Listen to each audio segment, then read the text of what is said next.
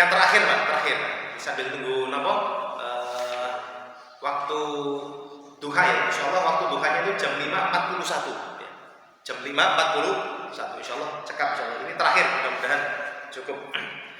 Bab ma yattabi'ul mayyit ila qabrihi wa ba'da mautihi wa ma yabqa ma'ahu fihi.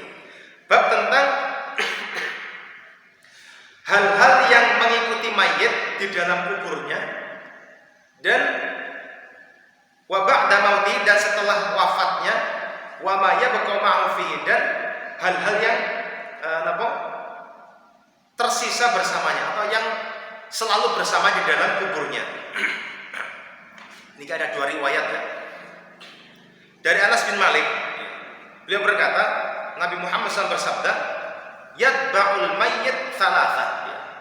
Mayit itu ketika meninggal dunia akan diikuti tiga hal. Siapapun, saya panjenengan, ya orang lain ketika meninggal dunia pasti diikuti tiga macam orang atau tiga hal. Fayarju ithnani wa yabqa wahid. Dua orang atau dua hal tadi akan kembali dan satu akan bersama mayit tersebut. Yatba'u ahluhu wa maluhu wa amaluhu. Seorang mayit tadi akan diikuti oleh keluarganya, oleh hartanya dan amal perbuatannya. Fayarji'u ahluhu wa maluhu, maka keluarganya akan balik ke rumahnya dan hartanya juga balik ya, seperti itu. Wa yabqa amaluhu, dan yang tersisa bersama mayit di dalam alam barzakh adalah amal perbuatannya. Para hadirin dirahmati Allah SWT, ini menunjukkan bahwasanya kita hidup itu aslinya ya sendirian, lahir ya sendiri, ya kan? Meninggal ya sendiri, dikubur juga sendiri. Kalau ada orang yang bilang kita sehidup semati, ya kan? Itu ya. Ngibulin itu, ya kan? Buktinya ada nggak seorang istri atau ada seorang suami ketika meninggal pasangannya mau tidur bersamanya di atas kuburan, minimal di atas kuburan, boten wonten, ya kan? Boten wonten, ya seperti ini. Makanya kita harus ingat bahwasanya kita itu dilahirkan yang sendirian, ketika kita pas meninggal juga sendirian, dikubur juga sendirian. Makanya yang harus kita siapkan tadi, kalau keluarga akan kembali ke rumahnya masing-masing, harta akan dibagi oleh ahli warisnya masing-masing. Yang tersisa adalah amal soleh yang sudah kita lakukan ini yang bersama kita. Terus ini sebagai penyemangat kita yang masih hidup agar semangat melakukan amal soleh sebanyak-banyaknya, karena itulah yang akan menemani kita di alam barzakh ini. Boten istri kita, boten harta Innova, mobil rumah kita, boten, semuanya akan pergi, bahkan dibagi-bagikan oleh ahli warisnya seperti ini. Hadis riwayat Muslim. Hadis yang kedua sebagai penutup di kajian pada pagi hari ini dari Abu Hurairah radhiyallahu taala, beliau berkata, qala Rasulullah sallallahu alaihi wasallam, Nabi Muhammad SAW bersabda, "Inna mimma yalhaqul mu'min min amalihi wa hasanati ba'da mautihi." Sesungguhnya di antara yang akan dijumpai oleh seorang mukmin dari amal-amalnya dan dari perbuatan baik-baiknya setelah meninggalnya, satu, ilman 'allamahu wa nasyara, ilmu yang dia sampaikan, ilmu yang dia ajarkan dan dia sebarkan. Ini akan dia temui di alam barzakh.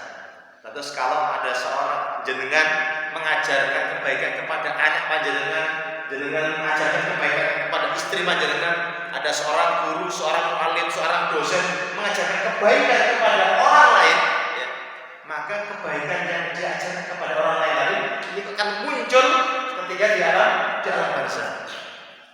Ya. Yang kedua apa? Awwaladan sholihan tarakahu, atau anak soleh yang dia tinggalkan. Kalau panjenengan punya 5 anak soleh, ya, maka 5 anak soleh ini yang bisa menyenangkan kita di alam barzakh. Makanya ini semangat-semangatan dalam memperbanyak anak, ya kan, seperti ini.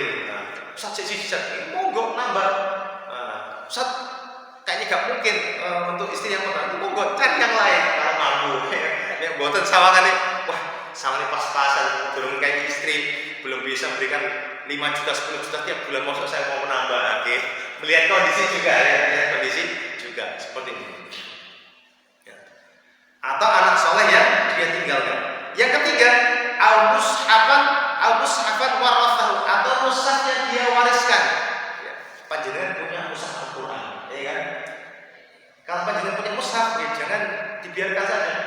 Kalau ingin bermanfaat ya, dan amal soleh panjenengan banyak, cari pondok pesantren yang di situ menghafal Al-Qur'an.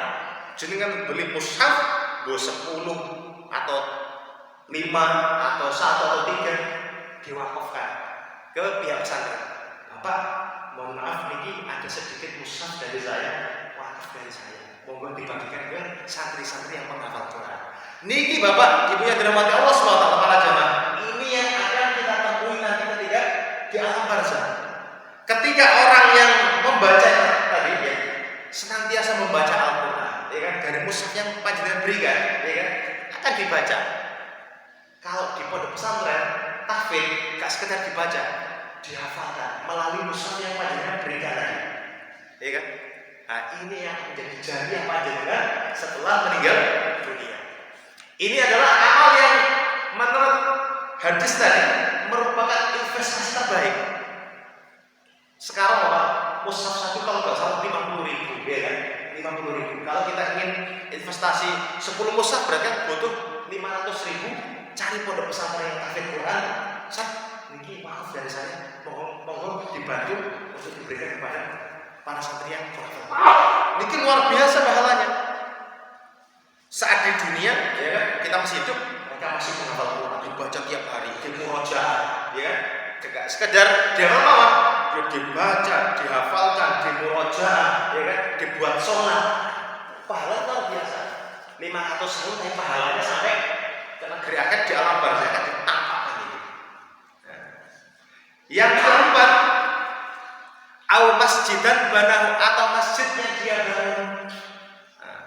Makanya disebutkan dalam riwayat, kalau man bana masjidan lillahi ya banallahu qasrul jannah, barang siapa yang membangun masjid karena Allah, maka Gusti Allah akan membangunkan istana di surga. Kalau kita tidak mampu membangun satu masjid full seperti ini, maka kata hadis yang lain, meskipun sebesar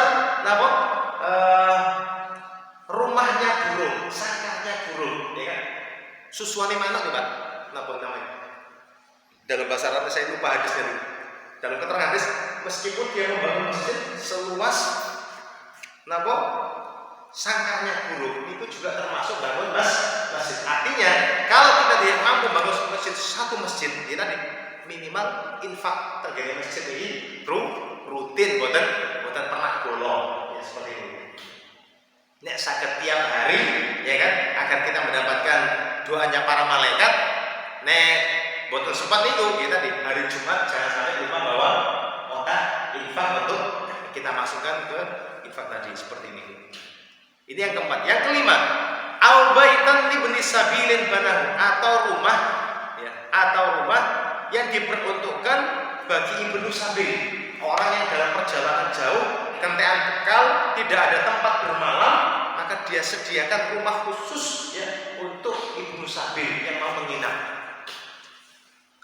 Yang keenam, au nahron ajrahu, atau dia bikin sungai yang mengalir airnya. Ya, mungkin di sana banyak tidak ada air bersih dan yang lainnya, atau mungkin di sana pengairannya seret, kemudian dia bikin selokan air, kemudian airnya bisa dibuat untuk petani-petani untuk mengaliri sawah-sawah mereka. Itu termasuk amal soleh yang akan ditampakkan di alam barzah nanti. Yang ketujuh dan yang terakhir, ya, au shadaqatan akhrajaha min malihi fi sihhatihi talhaquhu min ba'di mautihi, atau sedekah yang dikeluarkan dari hartanya dalam keadaan sehat. Ini dalam keadaan sehat, boten pas mau meninggal dunia. Mengeluarkan sedekah dari hartanya dalam keadaan sehat. Talhaquhu min ba'di mautihi, maka 7 hal tadi akan dia temui ketika setelah meninggal dunia. Terus ada 7 hal, yang mana 7 hal ini akan menjadi kabar gembira kepada orang yang meninggal dunia, dan itu ditampakkan Allah di alam barzakh. Yang pertama apa tadi? Ilmu yang dia sebarkan. Yang kedua, anak soleh yang dia tinggalkan. Yang ketiga, mushaf yang dia wariskan, yang dia wakafkan. Yang keempat, masjid yang dia dirikan. Yang kelima, rumah yang dia sediakan untuk Ibnu Sabil. Yang keenam, sungai yang dia alirkan. Dan yang ketujuh, sedekah yang dia keluarkan dalam masa sehat-sehatnya. Nggih, para hadirin yang dirahmati Allah Subhanahu wa taala, para bapak yang dirahmati Allah Subhanahu wa taala, itulah 7 amalan yang akan bisa memberikan ketenangan batin bagi orang-orang yang meninggal dunia di alam barzakh nanti.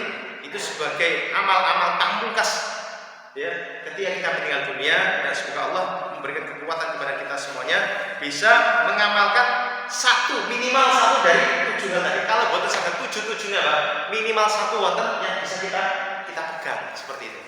Oke, wallahu bishawab. Itu yang bisa kita sampaikan dalam kajian pada pagi hari ini. Monggo kalau ada hal tambahan bisa disampaikan. Cekap insyaallah ya. Mudah-mudahan sebagai tambahan pertanyaan tadi sebagai penutup pamungkas kajian pada pagi hari ini, semoga bermanfaat. Kurang lebihnya mohon maaf. Mari kita akhiri. Alhamdulillahirabbil alamin. Subhanallah wa bihamdika asyhadu an la ilaha illa anta astaghfiruka wa atubu ilaik. Wassalamualaikum